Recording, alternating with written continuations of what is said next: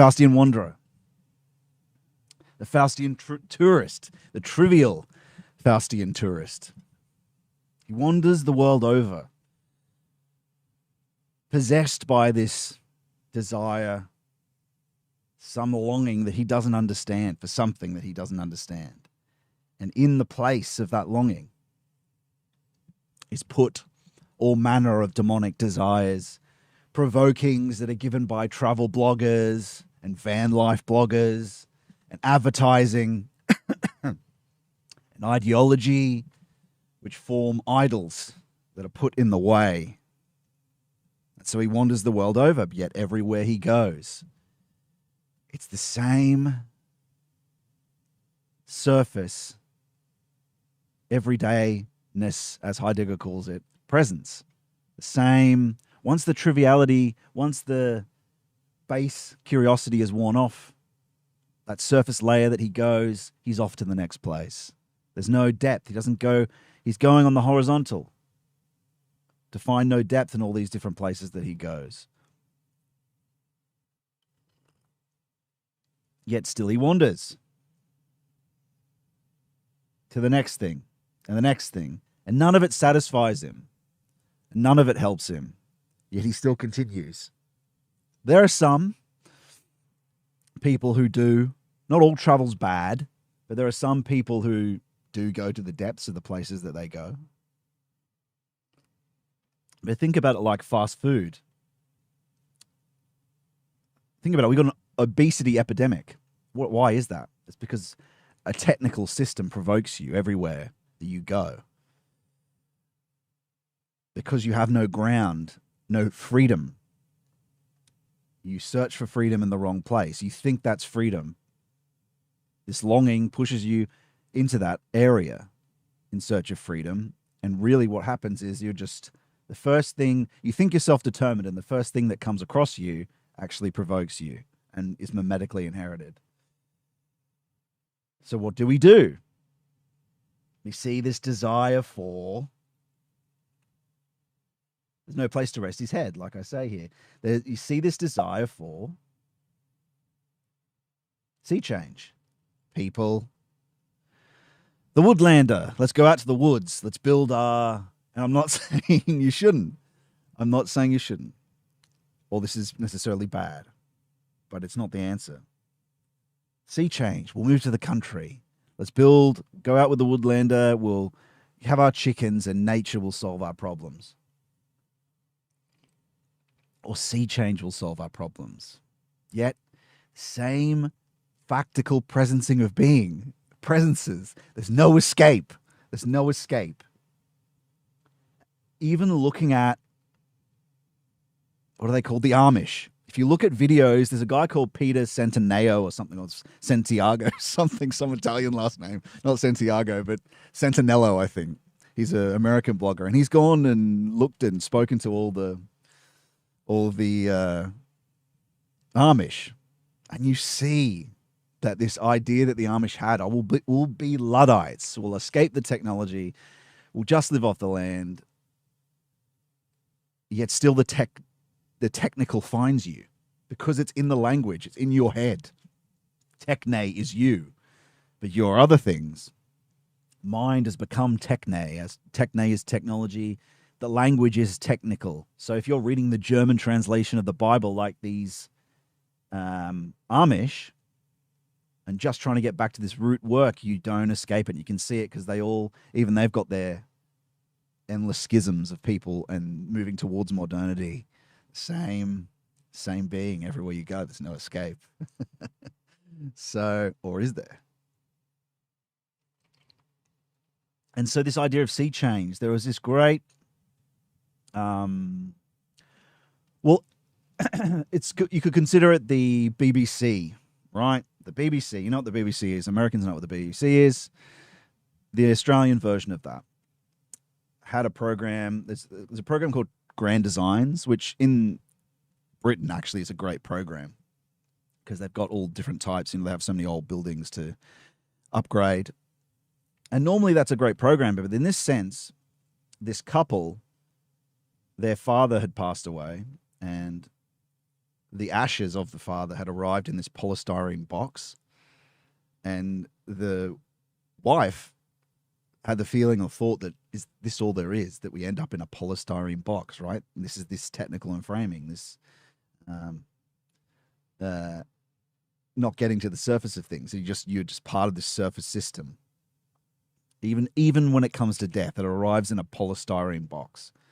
And so she decides that we need to get out of here, right? And follows her longing to whatever the first idea is, on the horizontal again, not depth but across, not time but space, which is going to be a recurring theme today. The difference between time and space, or you can travel in time, if that, well, it'll make sense later. And so she goes to a place called Tasmania, which is the most English place in Australia. It has a lot of Victorian buildings because it was the second oldest colony. And they find they've got a few surviving quaint English towns that are Victorian. So, and it's got the cold temperature down there. And so she finds there and thinks, oh, I'll go back. We're going to move from Sydney to here. Sydney's like New York, let's say. We're going to move from Sydney to here.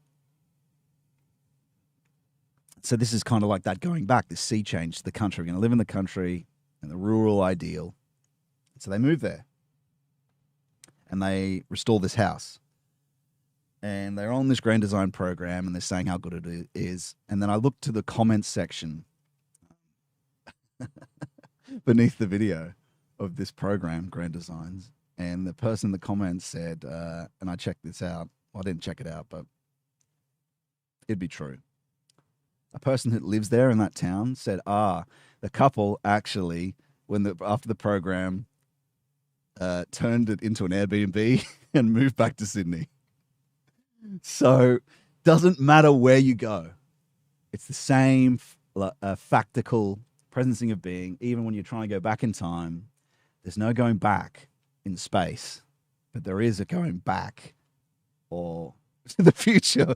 There is going back to the future, just like the movie, as they say. And so that's what we're talking about here. It's this desolation that we face, but what we face as modern Faustians is very similar in an opposite sense, like what the Wanderer faces in the Anglo-Saxon poem, which concerns the whole West, the Wanderer. We're provoked by ease and magic and serpentine magic, which seeks to distract us. It hopes to distract us from the longing by shoving stuff in its way. And so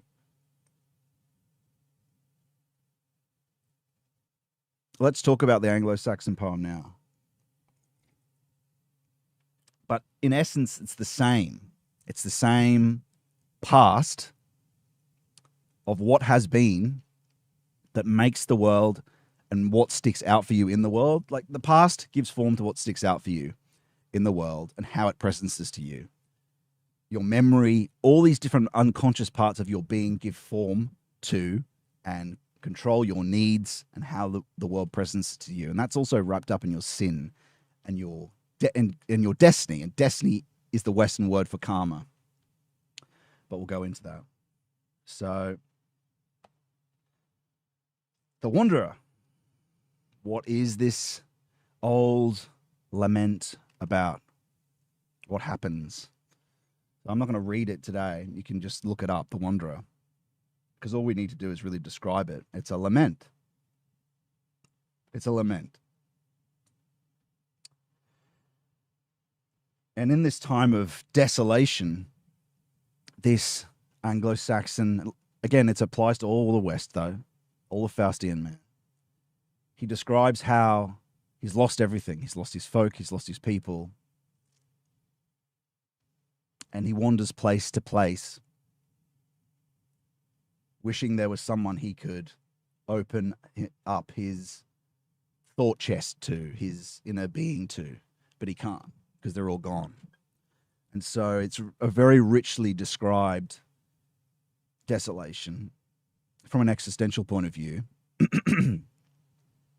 And the key features of that, firstly, are, and this helps us understand what karma and destiny are. And I don't mean to use the word karma. Our word for it, like I said, is destiny. Karma, though, is a modern vernacular that people use and know what that is. What goes around comes around. What goes around comes around. What has been gives form to everything that is. What has been controls what you will be. That's the eternal return of the same, the fake eternal, not the outside, the futural eternal, right? That's what karma is. And so that's what the wanderer is facing.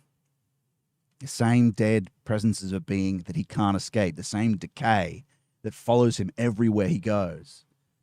And there's hints in this, there's hints of the way out.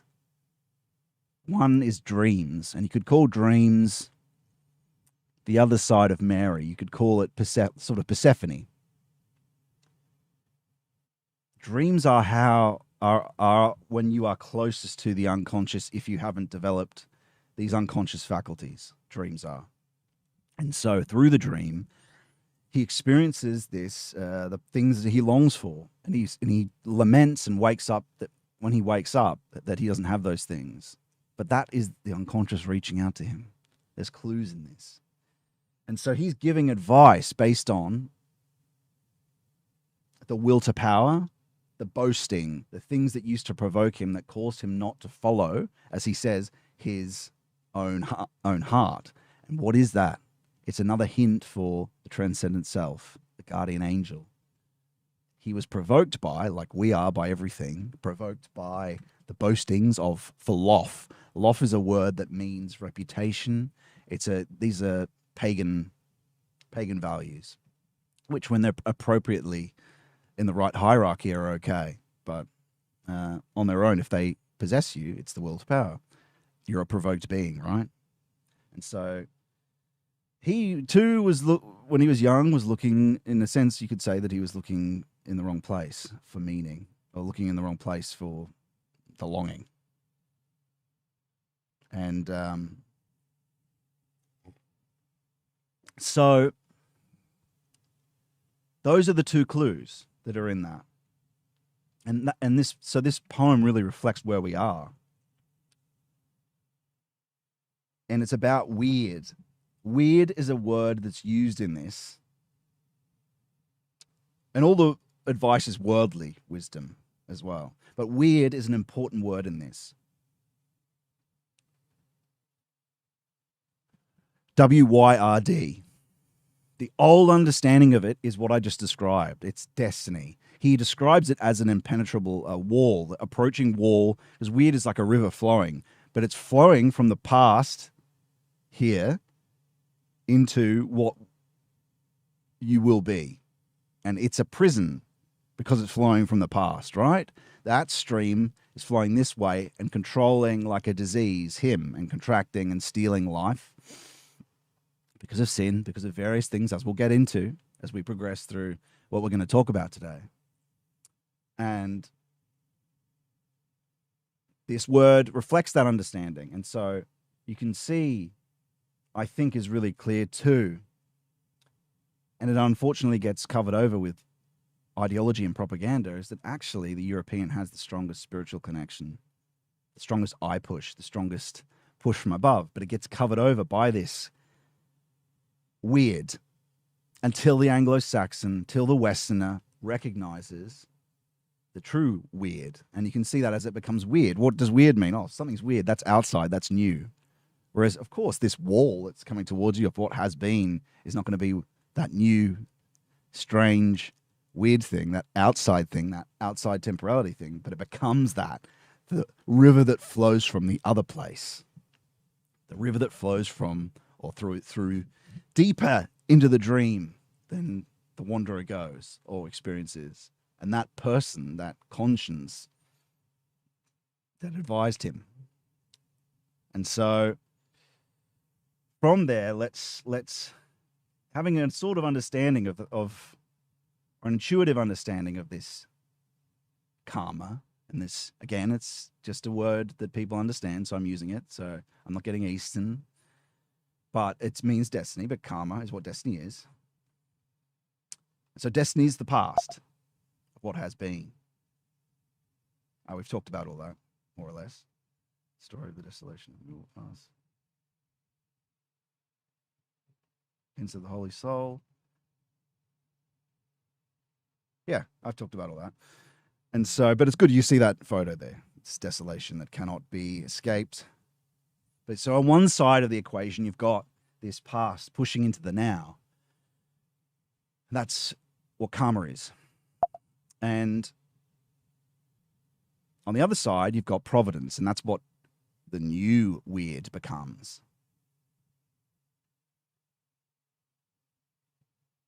But yeah, let's talk about this.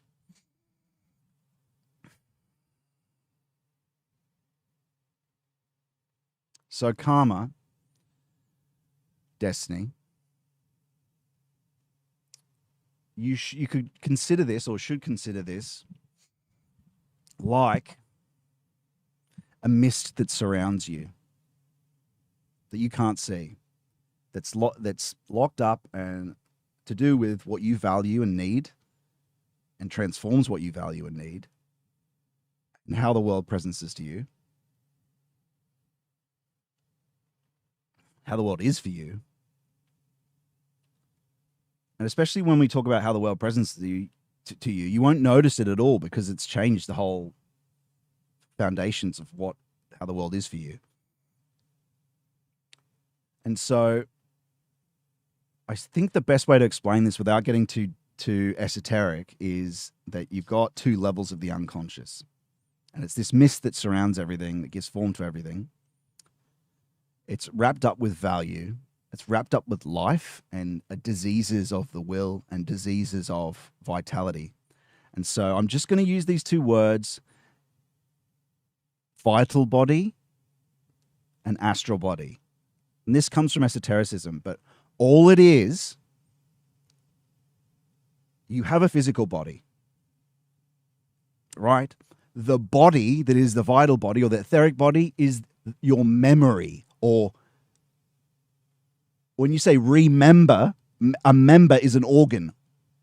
You reorgan something when you remember it. So the body that you have, that's part of your being, you're not just this physical entity. You've got like I said, a vital body or an etheric body.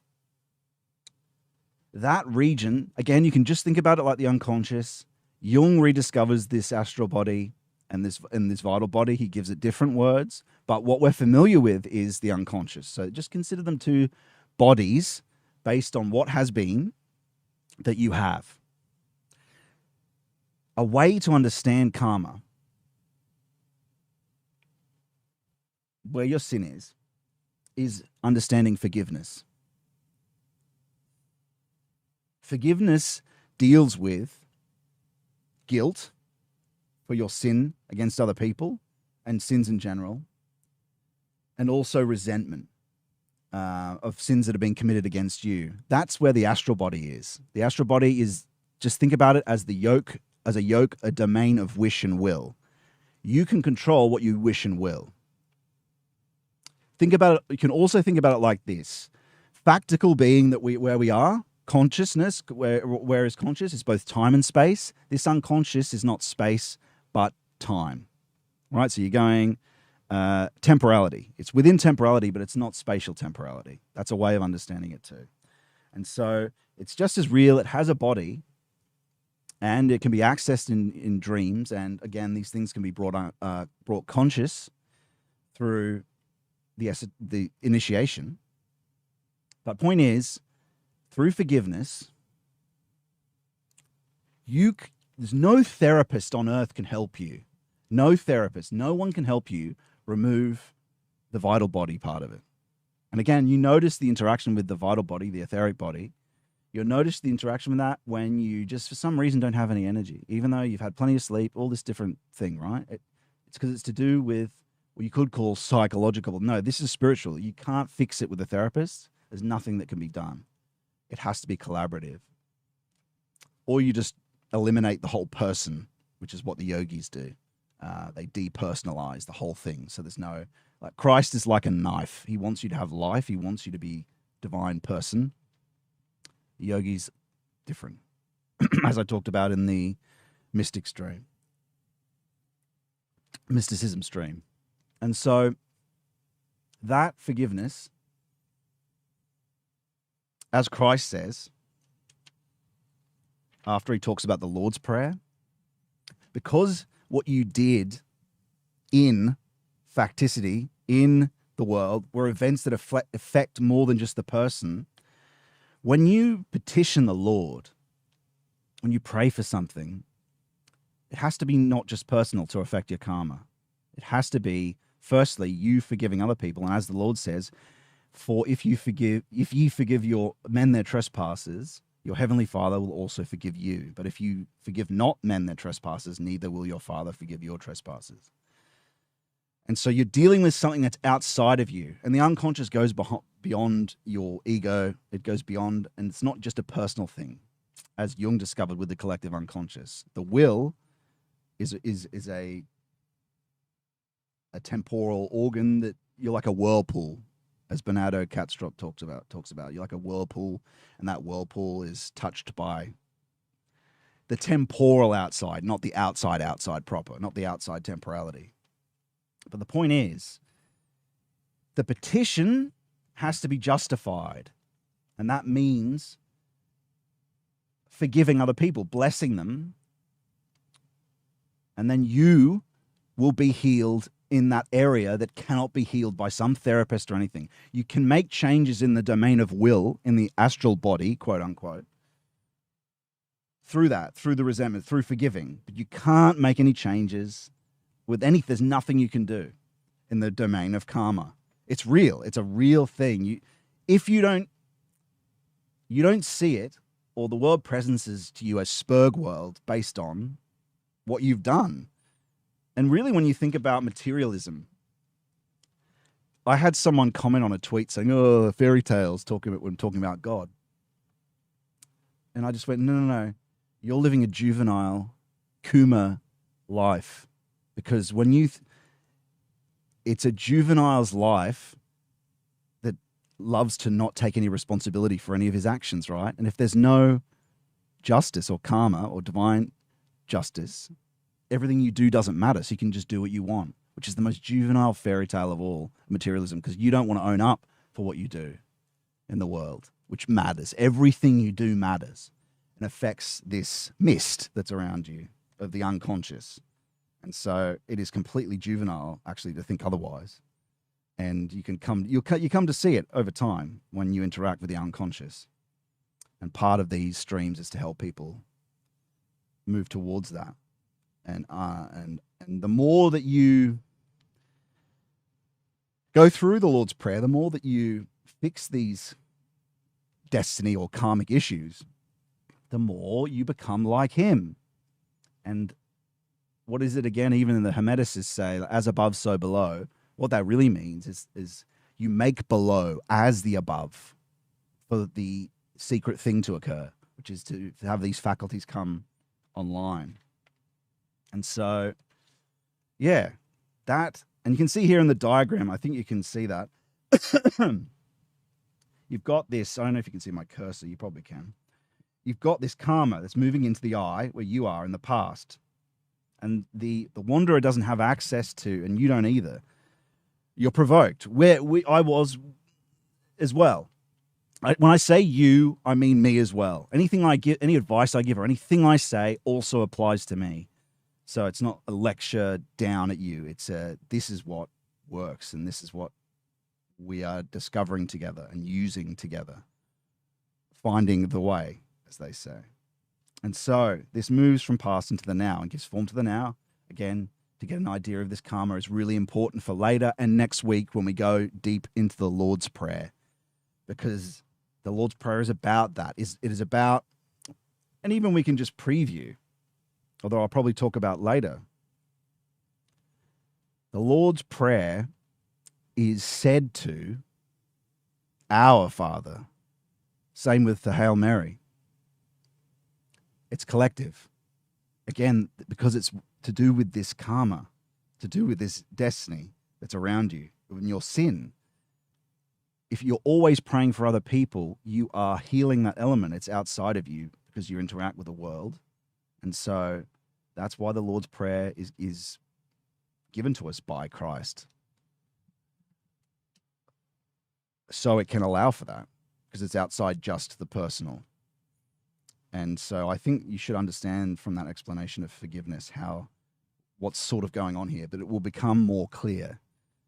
But now we're going to go into understanding this place that you might be praying to. We're going to talk about time now. Where's this providential place? This outside of how do you break out of karma? There is a way out of karma. There is a way out of past. We've hinted at it by talking about forgiveness.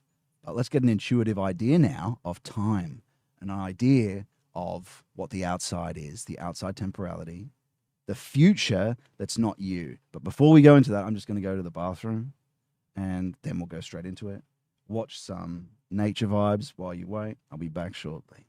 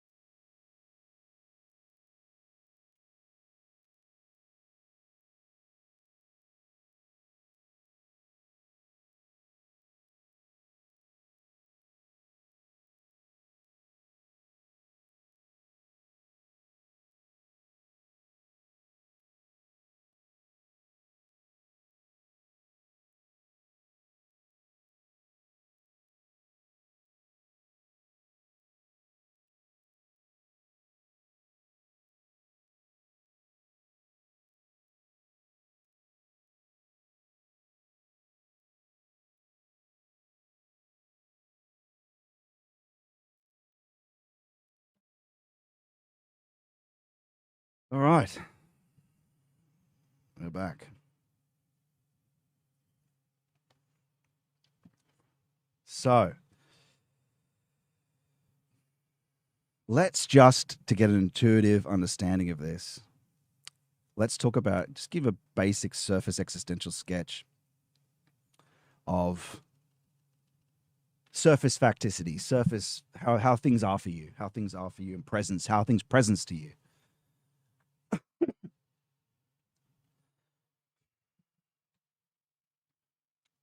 What do you have access to in the now? You've got access to present, a real, direct, present, factical now. It's here right now. What's the future for you? The future is some provoking, you could call it, a technical projection of your plans of the calendar. That's how you see the future. 2026. That's all a projection of the now. Let's say that you are. You do have access to what has been in the past. There is a true, authentic what has been, and then there's also a illusory element to what you are. But you can always get to what has been brought in from outside in,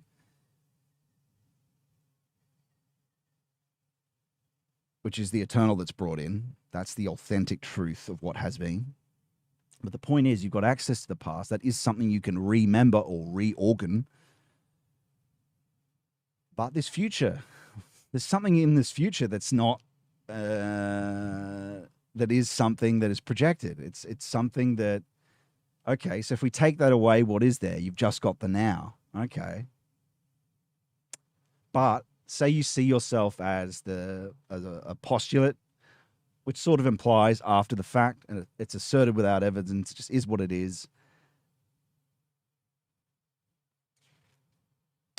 Underneath what presence is to you, you could say that you're after the fact. You're the knowing of being that is after the fact of that happening of being that leads to a knowing of what presence is to you. The more you stare into being, you can get deeper into what has not come inside and become known yet, and given form by everything that you are and your past and all these things we've been talking about with karma. The longer you stare in silence, you can look into that becoming that has not yet entered, let's say.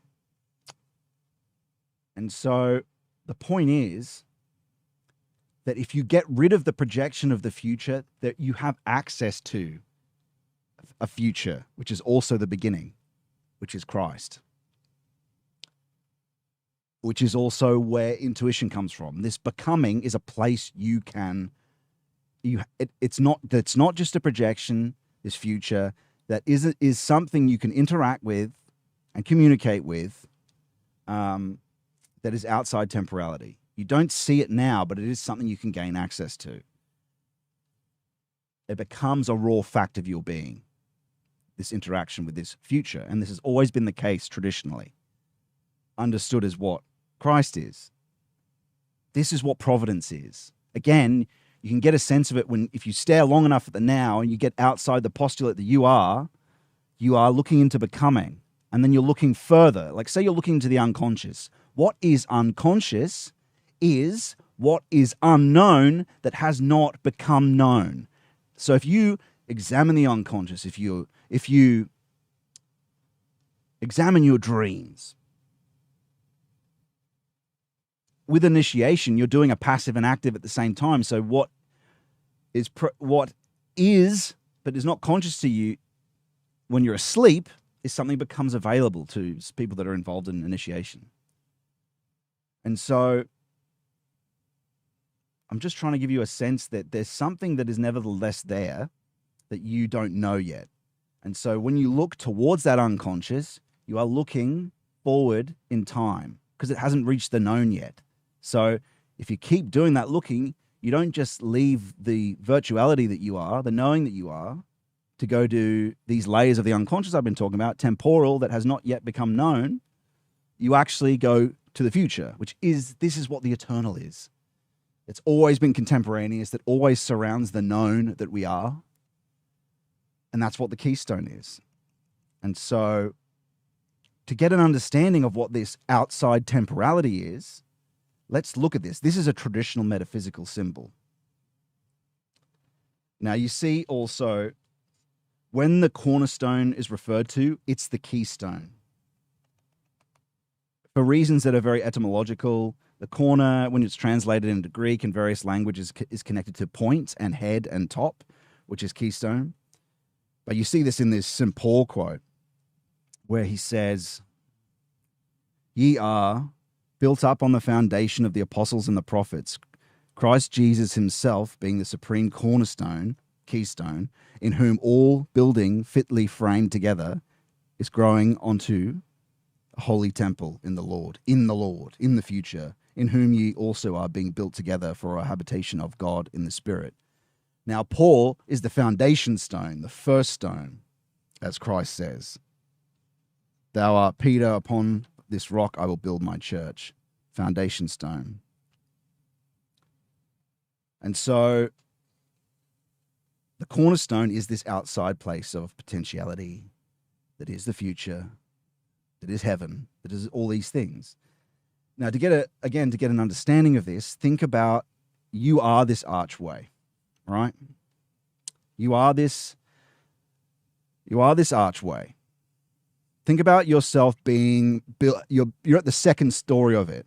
It hasn't been built yet. When you're building the archway, consider yourself this archway as well, and your life as this archway. You don't know how you're building it. Even though here it's an obvious plan, but say you're building an archway, when you're building it up, it's in potential of being held up by this keystone. That keystone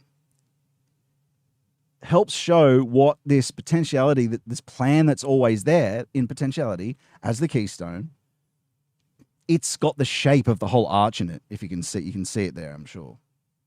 It's got the shape of the whole arch in it. It's also the future. Because if you're at the ground, you're looking towards it and you're building up towards it. And it's also got the plan of the whole thing implicit in it. That's the case for this future I'm talking about, this outside, this Lord, which knows the future and knows all these things and knows everything. But for all of temporality, for everything that's going on. And so you should get an idea of what that means then. It's the archway applied to everything. And that's why they call him the cornerstone, the keystone. Moving from the foundation, but constantly with this keystone there, which is a very real fact that can be a real presencing for you in your life. So existentially, this diagram applies, except you just don't know where the bricks are. Whereas when you look at an arch, you know you're building an arch, but consider that as a metaphor, a symbol for your life, but you don't know what an arch is. You don't know what an arch is, but there is a stone, a cornerstone that does. And so only if you don't know what an arch is, only retroactively will it make sense. So you're building, and to understand that, I'll tell a story which helped me understand how to even show this and sort of teach this. Because people show diagrams and all sorts of things. They only help after the fact. After you already have done like enormous amounts of theoretical sort of speculation, then you finally get this concept intuitively. Then you draw a sort of graphical diagram and go, look, see, here it is. Well, no. That makes sense to you. It just sums up everything that you know. But you need this sort of sacred symbolism to get an idea of what it really means. And so let's go to the next one. This also might help too, this visual element.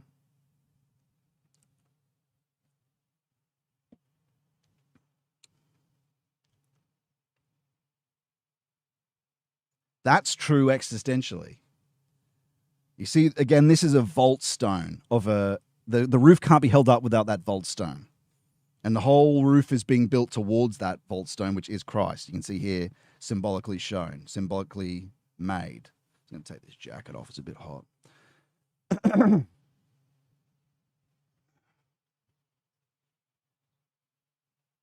Nice as it is.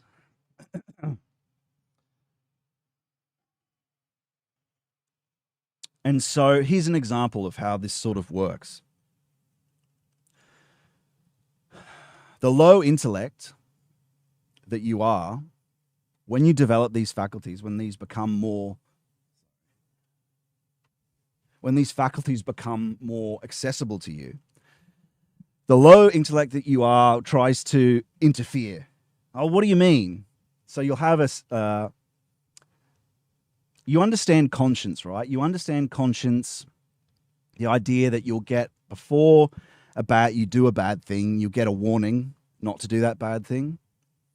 Well, people don't talk about the other thing, which is you get an impulse recommending something before you do it, and joy and peace after you do it.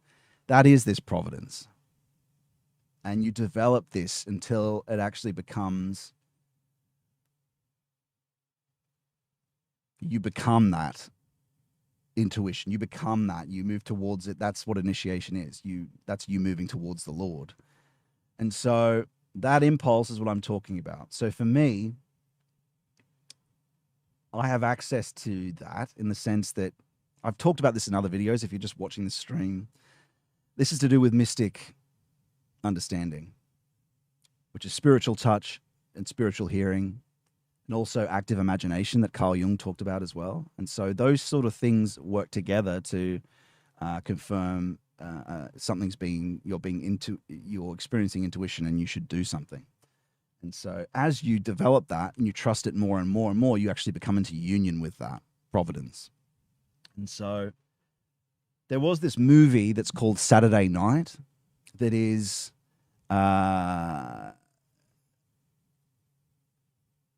it's about Saturday Night Live. And it's full of a lot of J narcissism. If you know what J is, I'm sure. It's full of a lot of J narcissism. And I thought, why do you want me to watch that? I saw the movie in the magazine and I got all these confirmations from these various faculties. I thought, well, why do you want me to watch that? Surely I'm wrong about this. I'm the way I'm thinking it.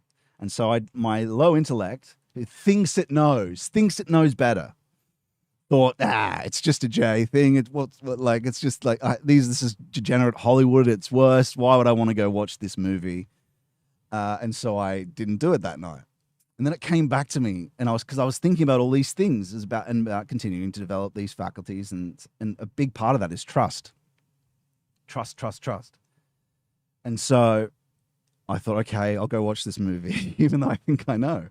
And so the movie is about the first episode of Saturday Night Live, blah, blah, blah. And a lot of it, the movie goes by. I'm thinking, okay, maybe I was wrong about maybe I was wrong about what I saw. And I almost walked out of the movie. And then a point occurs. And again, I've been praying about how to talk about this providence and how you can have access to it and where this place is, and is a place existentially that you communicate with. Of course, it is the Lord. And the scene occurs where they're trying to limit the program for the first live show, and they've got all the different segments and they're up on the board. It's chaos, right? And you can think about this chaos, all the different segments and bits of, Post-it note paper. And that Post-it note paper is like the chaos of your life. You don't know how this is going to work.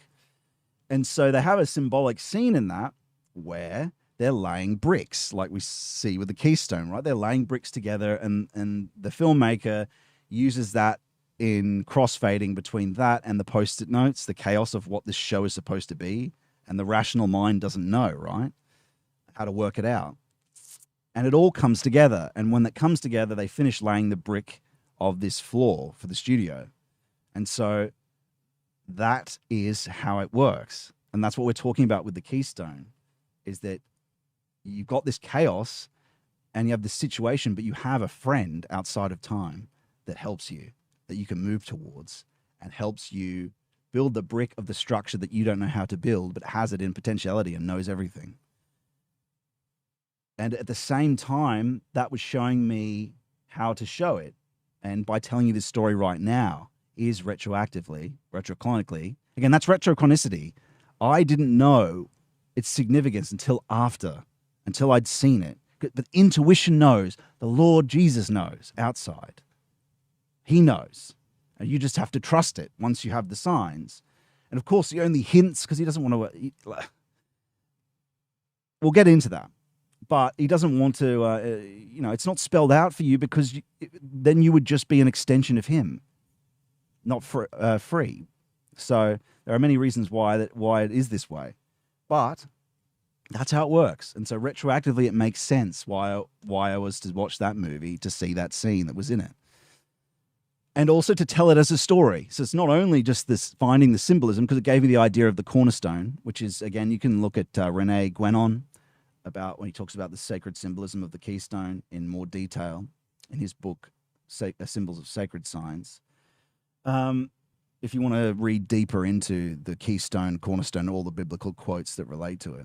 But yes, so that is an example of retrochronicity that to the low intellect only makes sense but someone else knows, that friend outside time. This Keystone. And you can look towards that.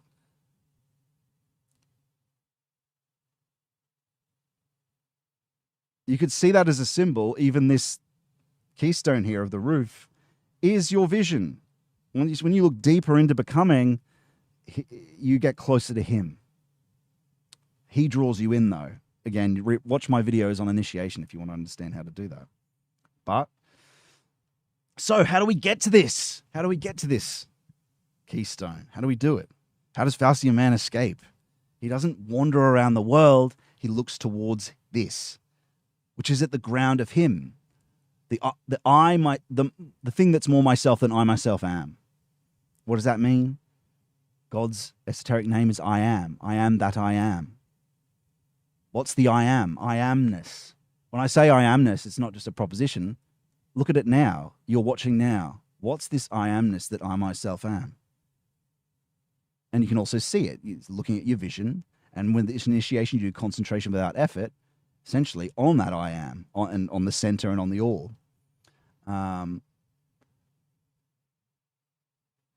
as that I am that you are, he's more this way behind that you can't see. You can think about it that way. And existentially available, beloved Lord Jesus, Christ, God. And now we can go, where do you go? Well, you go home, temporally, into the depths, not on the horizontal, on the vertical. And so we have the story of the prodigal son.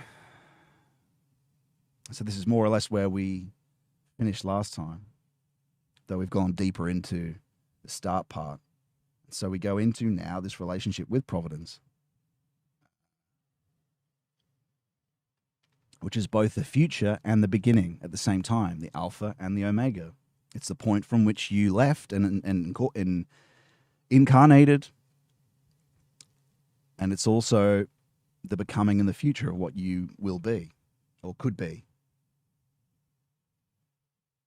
And so let's tell the story, just the basic outline. You can see the basic outline here of the prodigal son.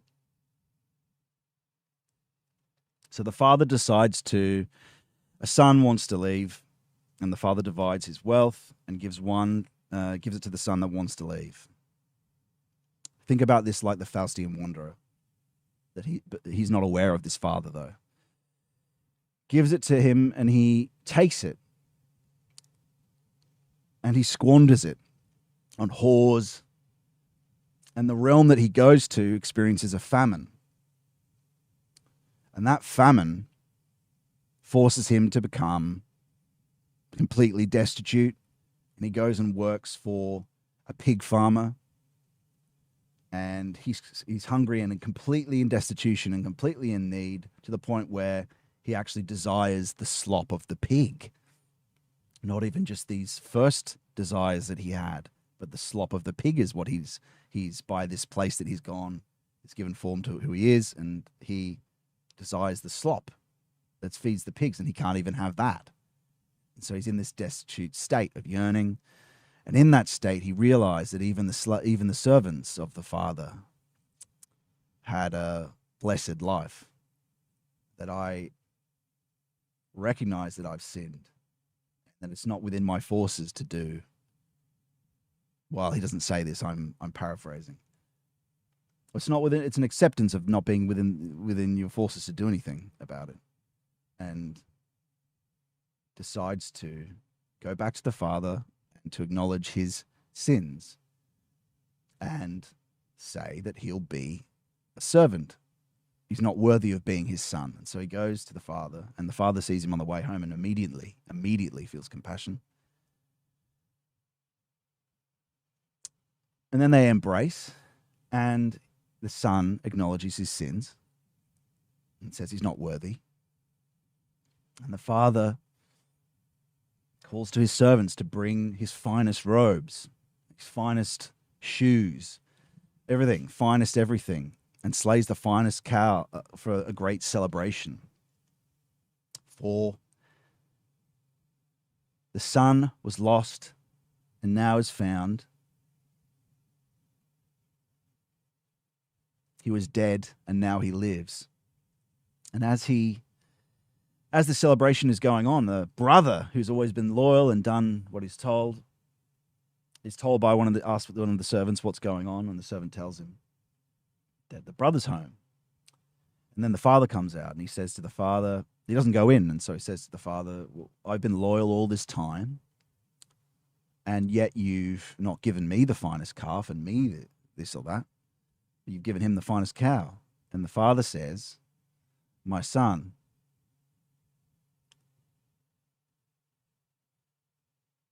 basically everything that I have is yours. All my wealth is yours. Your brother was dead, but now is alive. He was lost, but now is found. And this is a great moment of celebration. But there's so much, of course, in this story. Incredible. Of course it is. It's from the Bible. And what in this, and we'll do our best what we can here with what we're talking about. Go to the next slide. Before we go into the particular meanings, let's just talk about what really this is about reality. This story is about temporality, is about incarnation, is about, of course, Christ is the Father in the story, the keystone, the ground of your being, the ground of your psyche, which initiation brings you towards, the ground of creation. The Logos is the ground of creation and the ground of you. You are his son. And it shows you that the story of man, and this again connects with everything that Nick Land talks about. The story of man isn't Darwinianism, isn't the grinding of the past into the future. Is the story, and not even theosophy either. It's the story of man and the fall, which creates the primordial guilt, which is what the Lord's Prayer is part of praying. And Jesus is always praying on our behalf because of that primordial guilt. Again, this is deep esoteric stuff. We won't go into that deep level of it, but it's about this fall. It's about the knowledge of good and evil. It's about the story. This story is our story. It's both personal, but even cosmic. It's about our fall into the world. This son falls into the world because he follows the serpent. The serpent and the wealth that was freely given, but the serpent, of course, is all the distractions and the same thing that the wanderer faces. The serpent is that world. But this prodigal son definitely reflects where we are at the moment, where it's like the Faust story, is that all this magic of the worldliness seduces him. But again, that happens cosmically, is that he's seduced. And what replaces these divine faculties, divine wisdom, revelatory action, intuition, the miraculous, what replaces these things are the serpent's low intellect and the provokings of low pleasure and knowledge. And so you can see how that parallels there. That's what our story is, the story of the prodigal son. We sinned primordially with Adam and Eve. It's a story about our coming down into all the earthly evolution to about where we are now, at the ground, at the absolute top of that point of how far Araman can go, how far this earthly thing can go. And then it's the road back. It's the road back to the Father. How far, we're at the point of how far the development can go on the horizontal in space. And now it's about the development of the spirit in time, and moving towards back to the source of what incarnates us, where we come from, where we actually come from. And so man's story is the story of the prodigal son. It's not just a personal story. It's actually to do with creation, because leaving the Father is leaving the Garden of Eden. Every time someone incarnates, they also leave the Garden of Eden. But everyone left the Garden of Eden, and that was primordial sin.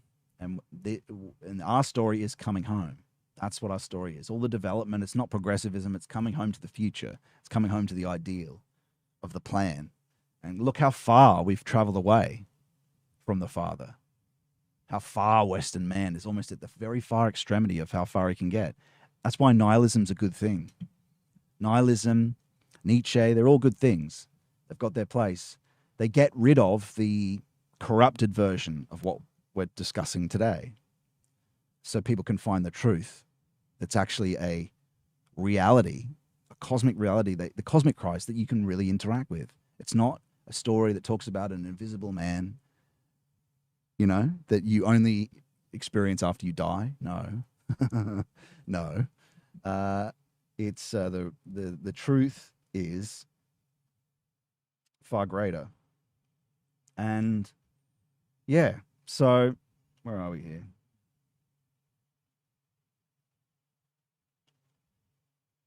And so that's the key. That is what this story is. But more particularly, let's get an idea of if it's about intelligence and losing these faculties and regaining them, let's look at the story particulars. If the son was lost, what doesn't he have? He's lost in temporal, spatial. He's lost. He doesn't. If you're lost, what don't you know? You don't know the way, and therefore you also don't know the truth. You don't have the way and the truth, do you? So when you're found, what are you? And it's not just a literalism, because look, if he's alive but is dead, if you're dead but you're physically alive, what have you lost? You've lost something that's not just physical, some sort of faculty, right? You've lost spiritual life and vitality, and also the factical particulars. You've lost the wealth and all that. But what is this thing that you've lost from God? It's distance from God. The prodigal son story. That is why you're in such vagrancy, because you don't have the future, because he knows what's best for you and you can interact with him. And it's this low calculative intellect and low practical desires that you've been following. You've been led around by the dick. You want a cheeseburger. These are mimetic desires. You need the religion to go back and find and go back to the ground so you can discover the plan for you that is more glorious than anything that could be possibly offered in the future. And by the low snake, and by the low things that it offers to you, about the polemical will to power that we see on Twitter and all this stuff, lusting after wealth. The point that you get the wealth, again, and you see here, it doesn't satisfy you. You can get 200,000, you get your base desires, doesn't matter. You're a billionaire. Look, again, Elon Musk's on ketamine, It doesn't matter. It just extends you, and this is the greatest thing that you can engage with. And it's the serpent and those temporal, or what has been, right? Because people think that Christians, you just want to check out of life. No, you're not getting it. We want the true life that the Lord promised us, that the Lord offers you. Because it's this karma and this destiny. That's what is the worldly. There is a king. You can move towards a kingdom of heaven on earth. Your kingdom come. Your will be done. Here, saving. But that can be a raw presence, a thing for you in the world that you can engage with. That's part of initiation, which I've got videos on that you can watch. And what we're doing and we're all working towards as a membership community, which you can join the membership. But again, it's always going to be, the knowledge is always going to be free. That's why these streams are free. And you can do it on your own. But, it's good to have a fellowship of other people together and a place that's safe from bullshit and polemic bullshit. But let's continue with this. So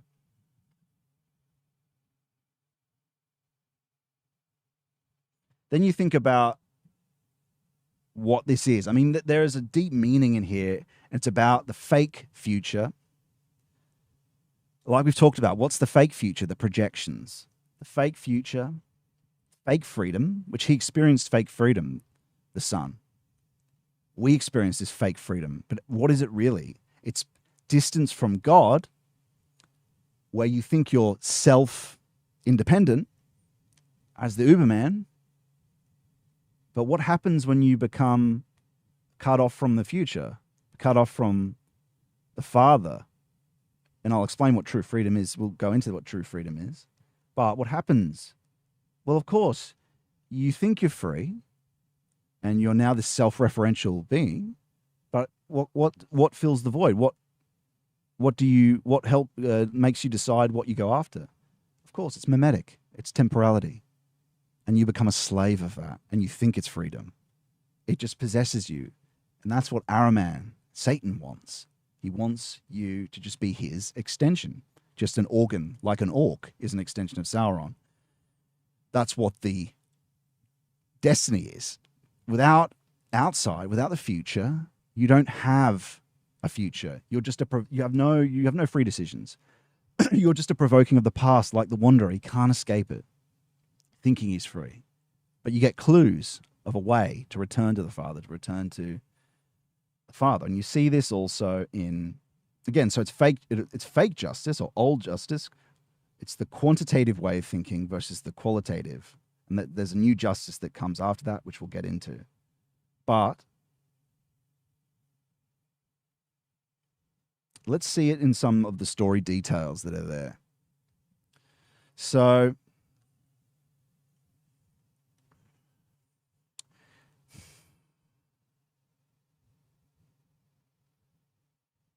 you see this in when he's talking to the brother. The brother makes a quantitative argument about, well, you've given him this cow and this and that. And his response is what's so key here. And that's where you see this isn't about the rewards. It's about, we're not, the resources we're talking about. Yes, there's the miraculous, and the Lord does provide his daily bread that is filled with his, and not Araman and Satan's influences, which the technical and framing forces every little thing we interact with, including this stream, this computer with, that I'm using right now. But he says in his response that everything I have is yours. He's making the qualitative response. He's saying, this is about the life forces and the distance from God. You can see here, it's the qualitative. It's to your experience. It's access to the future, which of course the Lord will guide you to what you need and give you the resources that you need. But it's really about this contact with the future and trust in the future and what can be a real factical part of your being, a real thing that presences to you through initiation, through the religion, through Christ, and relying on the low intellect and the quantitative trading, this and that, low cunning. Which one do you want? The Father offers it to the good and evil alike, is that you can come back, but you have to clean out your house. You have to admit all your sins. You have to forgive everyone so you would be forgiven. That this is the new covenant, the new justice. There's just so much in this story. Again, I'm not going to extinguish it by talking about it here today. You should read it for yourself and really explore it, because when you look into these things, they reach out to the eternal, and things get sent to you from the truth about this. You know, what esotericists, Christian esotericists call the arcana, or the fifth gospel, which is outside. It's in the eternal.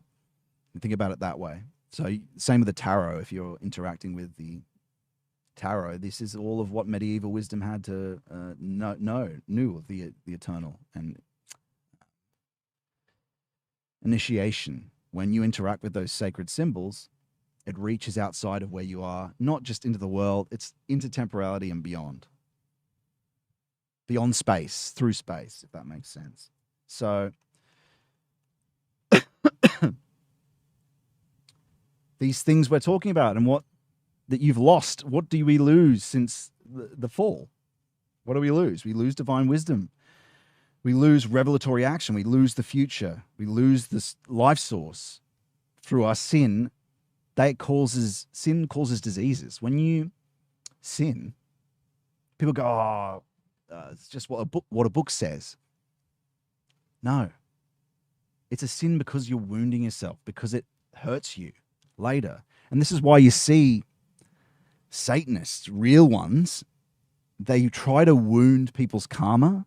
Like they would get women to abort babies. One would. There's one that an exorcist talks about this, because they're using that to wound karma so badly they can use it for will to power, and they can enslave them and possess them and turn them into this extension, this provoked being.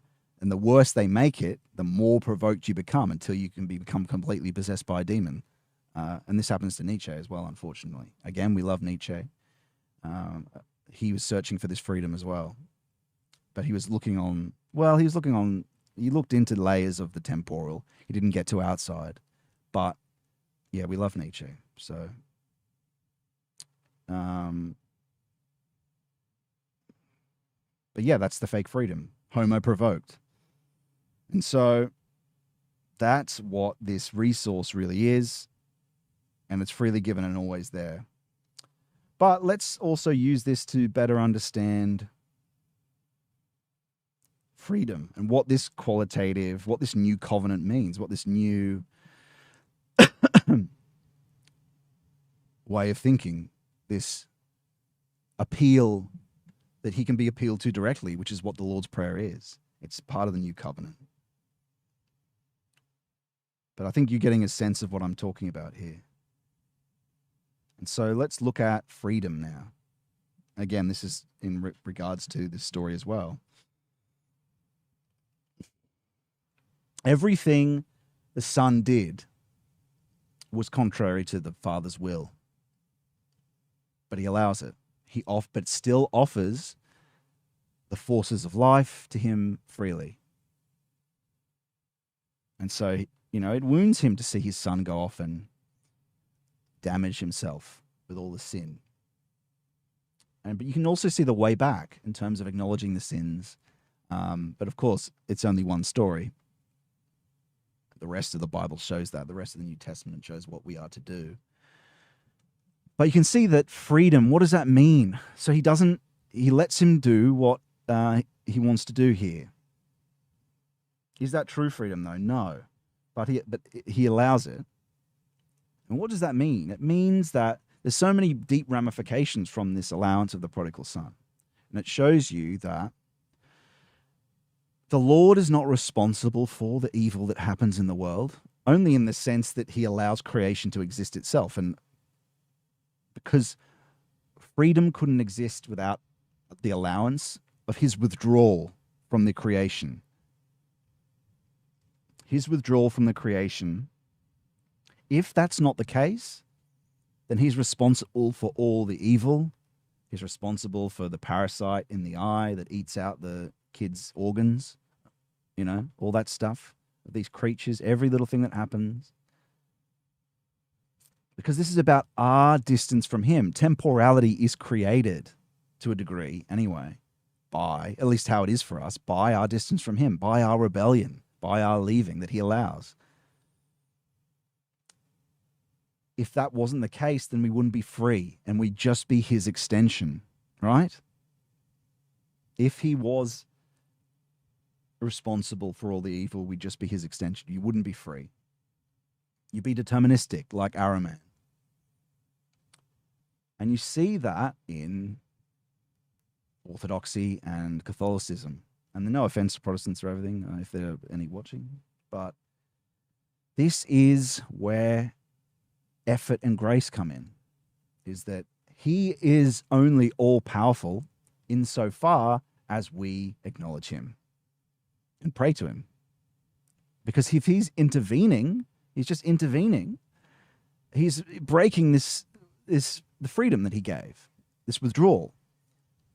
But if you pray to him and ask him for it, he'll give it to you, Especially if you remove this sin, which has damaged your karma, as we talked about earlier. You can see the future and become the future and be engaged with the future and not be distant from the future if you go through this initiation process. If you do the Lord's Prayer, right? You're fixing your karma. Again, in collaboration, though. It's not you doing it yourself. If you think you're doing it yourself and you're trying to do it like a Übermensch, it just won't work. Because you're then doing it like he's a mechanism. So you need to constantly have it in mind that, no, not a mechanism. It's about love. It's about a relationship. And it won't work unless that's there. And work is the wrong word to use it. The language is really dangerous. Our language is really dangerous. And that's why Heidegger is so important to constantly understand. And also the early Greek fathers, because a lot of what the Orthodox did was try to fix and keep away from that rigid Aristotelianism that comes in, that rigid Platonism that comes in, that cuts up Christ's clothes, like the mercenaries, cuts up being very careful about the terms they use. But what were we saying? Oh yeah, freedom. And so that's what sacred magic is. You've got a way in front of you. But true freedom is finding the way back home. Because, like we said, he only intervenes if we pray for it. He only intervenes if we're moving towards his will. He works through us. And so that means everything you do is incredibly important. Your effort is important. Effort versus grace. This is your destiny, to become like him, to become the divine by doing or moving towards doing sacred magic, which is what this symbol stands for here. The scepter is sacred magic. The bottom one is a cup, which stands for the concentrated point. Again, this is about the 3 oaths, which is, I'm not going to go into the deep detail today, but this is about the 3 oaths of obedience, chastity, and poverty. And so the point at the bottom of the cup is the concentrated point of poverty. The pillar of the cup is the riveting of the will, which is obedience to solar law and revelation, as is handed down in the Bible. And the cup is chastity. It's chastising your imagination. And so that is a purified human will. And when you unite that with YHVH, it becomes YHSVH, which is sacred magic, divine and human will, and free collaboration, though. And this is why it's so important what true freedom is because he doesn't force our hand, but you come back to him. He doesn't he doesn't possess you like Araman. When you do initiation, when you go back towards him, you're always still a being. Some saints decide to have it replaced and every part of their being replaced with divine being, but it's still a person. And this is the difference between Christianity and everything else, because the person is divine, the divine is a person. And going the way of the yogis and the Buddhists depersonalizes it, destroys this. So even when a saint replaces himself, he's still a person. He still has the gift of tears. He still cares. He still feels great sorrow and great joy in the deepest, most definitive and tapestry of different types of feeling. And so, but that's about the Christian union as well, is that you don't give up who you are. You work in free collaboration. You do give up who you are in the sense that you get rid of all your sin, but your image and likeness of God isn't just removed, isn't just destroyed, which is what happens in yogic ecstasy. And so true freedom is knowing the future. True freedom is working with the future in free collaboration. And you can see with my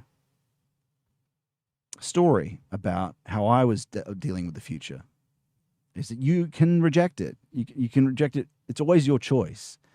But if you work with the future, who is the Lord, who knows everything and knows what has the most faith in you that anyone will ever have, is your true father and mother, who is more your father and mother than and who you're going back to when you die, more your father and mother than your mortal father and mother, knows what's best for you.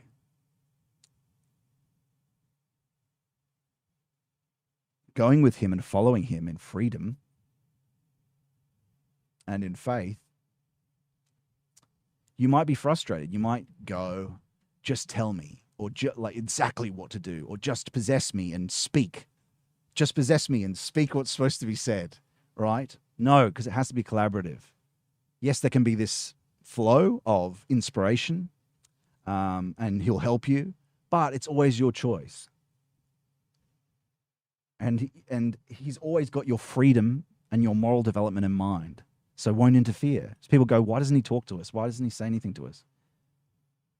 Because you have to ask. You have to ask. You have to ask. Or else he's then interfering.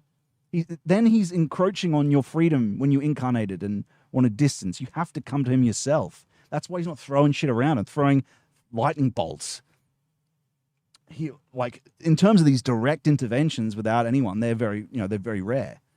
But he'll speak to you at key moments, unless you initiate, of course, because it's about effort. It's about also suffering. The more you suffer, of course, the more that is a kind of prayer. Work is a kind of prayer. If it's working towards him, work and effort in prayer, those different things all lead to more benediction. So those things are like a blood flow. There's a blood system between us, and he is in the blood as a raw fact of being. The more you progress in it, initiation, that's one of the mysteries. I don't know how much I should go into that, but he's in the blood. And so this benediction is like a vascular system. It's suffering, work, and prayer, and grace delivered. And so the more that goes on, and the more you do of that, the miraculous occurs. But the point is also to get out of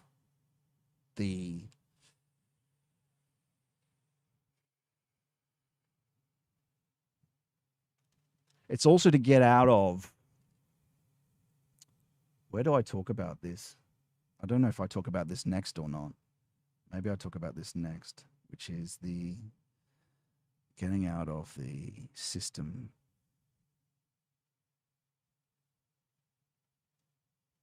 I'll come back to it. What's next?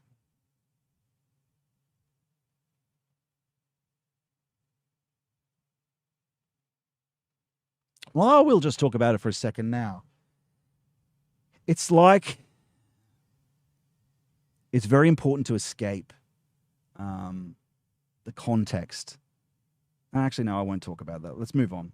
So now let's understand this justification, which is, again, related to karma. And this is where we come down to a sort of introduction of the Lord's Prayer, what it means, what it deeply means, what it does. Again, saying does kind of leads it to be technical, and it's not.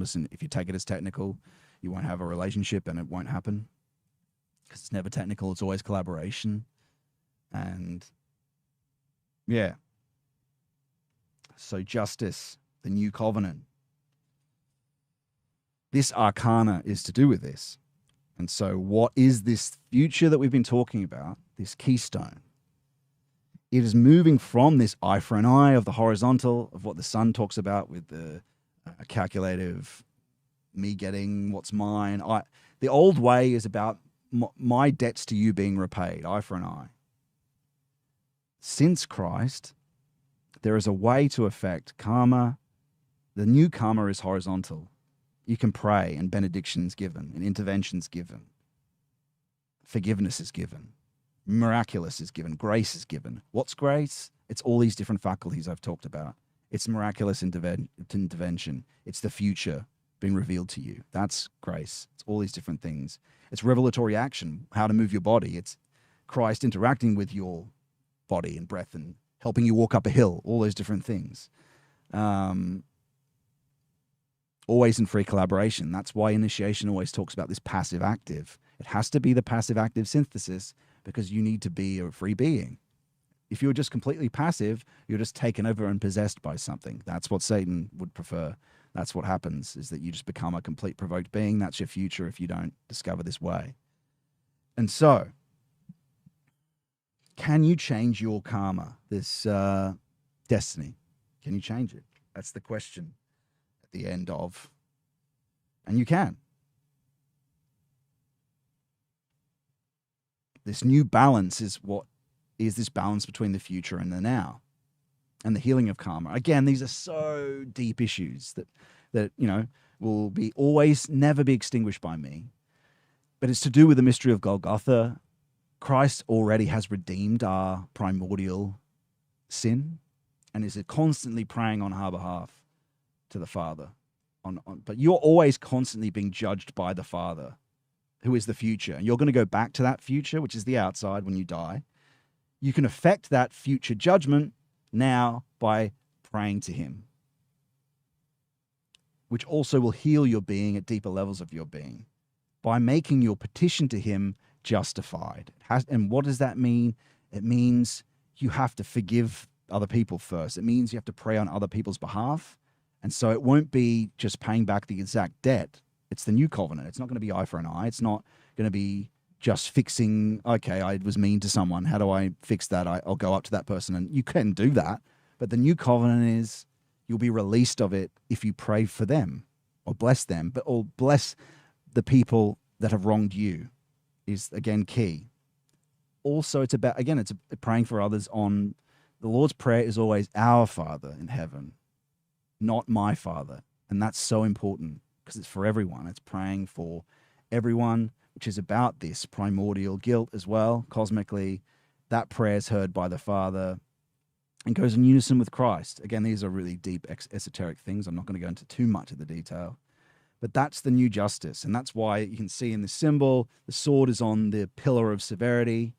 That's Kabbalistic. I won't go too deep into that, but the pillar of severity and pillar of mercy. Severity is basically you. It's the will in temporality, and mercy is the universal.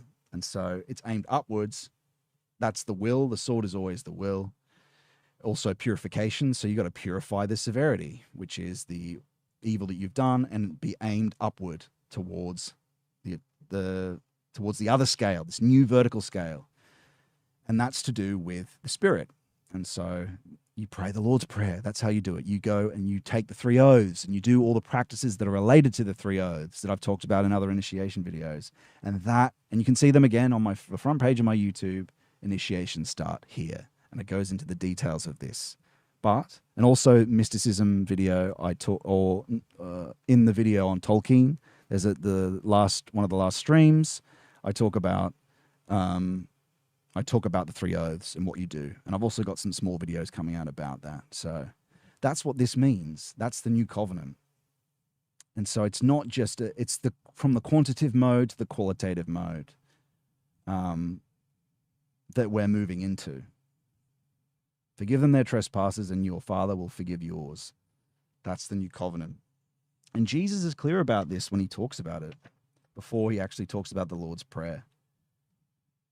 Be not ye therefore like unto them, for your Father knoweth what things ye need before you ask him.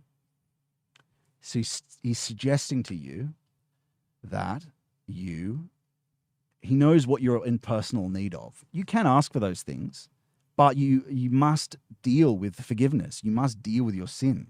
You must, yes, this is offered to everyone now, qualitatively, to everyone, even evil people, but they have to clean their house out. If you clean your house out, you move towards him. You become him. You become Christ. If you clean your house out, though, it doesn't work otherwise. You don't have these faculties become available unless you do that.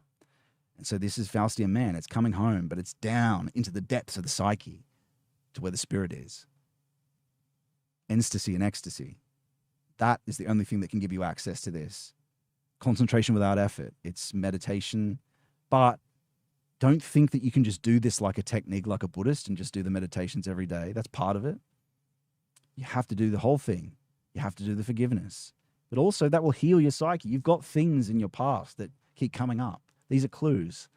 I talk about this in my forgiveness video that gives you an idea of what you should do and how to do it in one way. But the Lord's Prayer is another way. You should be praying that every day.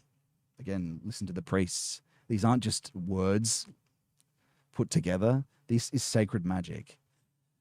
Again, people won't like me using the word magic, but it's the miraculous, the true magic. This is the dove, not the serpent. This is sacred magic. It's from the outside, from the futural, that you can interact with. And when you do this, it leads you from the wanderer's world into the future, to the new world, into a loving, real, factical relationship with something on the other side. You see more and more raw certainties of in both experience. It becomes a raw fact of experience that you see in all these different faculties that I've described before. Through this vertical balancing, there's no other way but the 3 oaths. There's no other way but preparation, purification. This is purification. This is the 3 oaths, doing these prayers. This is the balancing.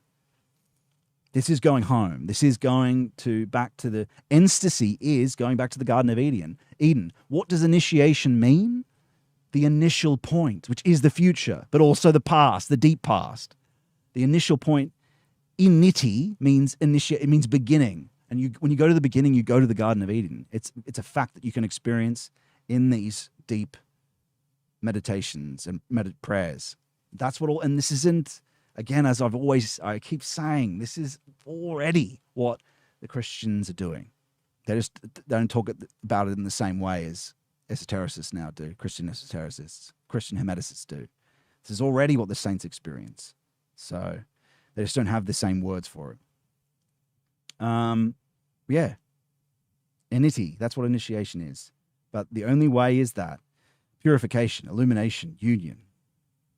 The only way is the three oaths. Doesn't matter where you are, you have to go through the three oaths, which are related to the practices I've talked about before. But yeah, I mean, we sort of talked about these details already. And this is basically a preparation to talk about each line of the Lord's Prayer, which I won't go into today. That'll be next week. We're going to do that. But what we will do is go across into the fellowship-only part of the stream. Not right now, but soon. After I've done this last slide, we'll go over to the fellowship-only part of the stream, into the Discord. After we finish up this part of the stream, we'll continue in the Discord for open discussion, and after I read any questions that are in the chat or whatnot. But yeah, I basically I've sort of gone through this stuff already. Is that with the Lord's Prayer, to be free of what has been is what we're talking about. I think I've talked about all this. To be free of what has been, you have to pray on behalf of all humanity. You have to let go of your resentments. You have to forgive, even collective groups. You have to forgive the Jays. Let it go. So you're not possessed by, so you're not a deterministic subject that doesn't have freedom. You only have freedom in the Lord, because the Lord is the future. Anything else is a provoking of anything else that and true conscience, which is your guardian angel, which is outside. Anything but that, anything but providence is just a provoking of what has been. So if you really want to be the master of your, well, not master, but you have to find the master, find the Lord, and he'll give you what is outside of temporality, so it isn't just a provoking.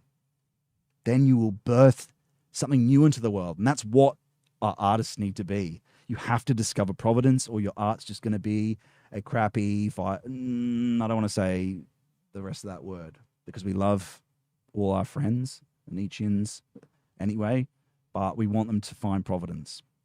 We want them to get their inspirations from outside, deeper down than what they consider the ground of chaos. No, through that to future. As Nick Land talks about, he's been in Nietzsche and he's been through that. He knows providence is legit. And so that's where our art needs to come from. Sacred forms, eternal forms. It's funny, I went to a garden recently and I thought, wow, you know what this really is? Gardening helps even before you've done the initiation. Gardening helps. I think Morgoth talked about it like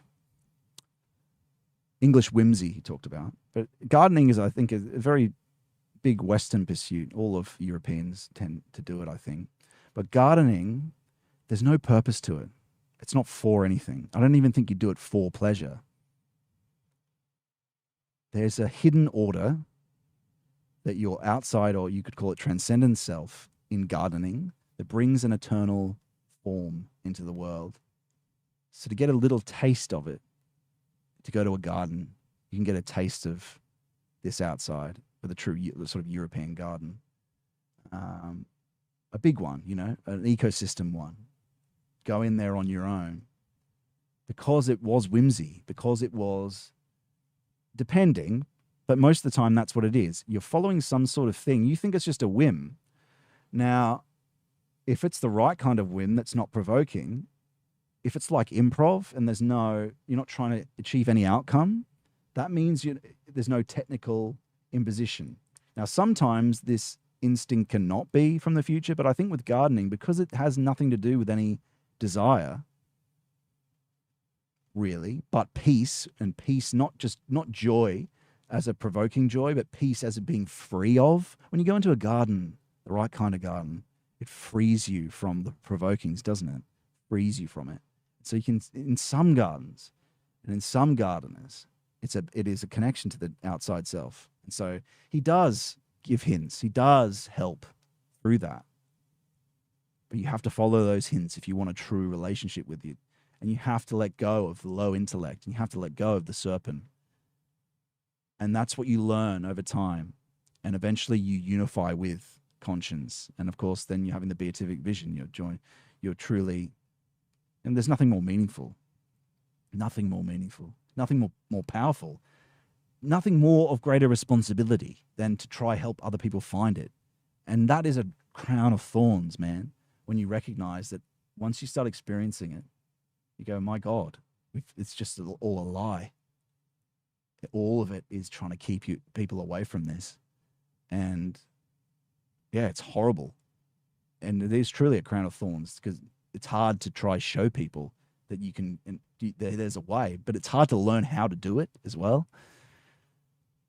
But that is the crown of thorns. Nevertheless, you have to try, but also not to technicalize it too. Doing it in a way that's not going to cause people to build a concept of what it's going to be like and that replace it. That's important as well. But yeah, let's I'll have a look at the chat and see what everyone's talking about. Okay.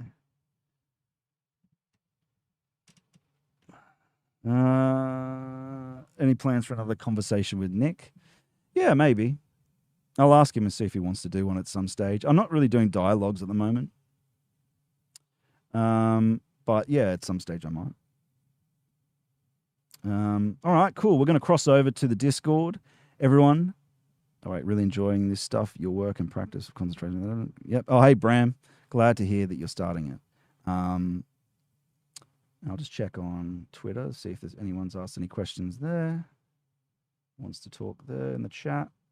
Let's have a look. I'll just chuck this on Nature for a sec while I find this stuff. And I want to do it live because it's not, I don't want to read it later if people are still watching and wanted to say something. Okay, let's go to the broadcast.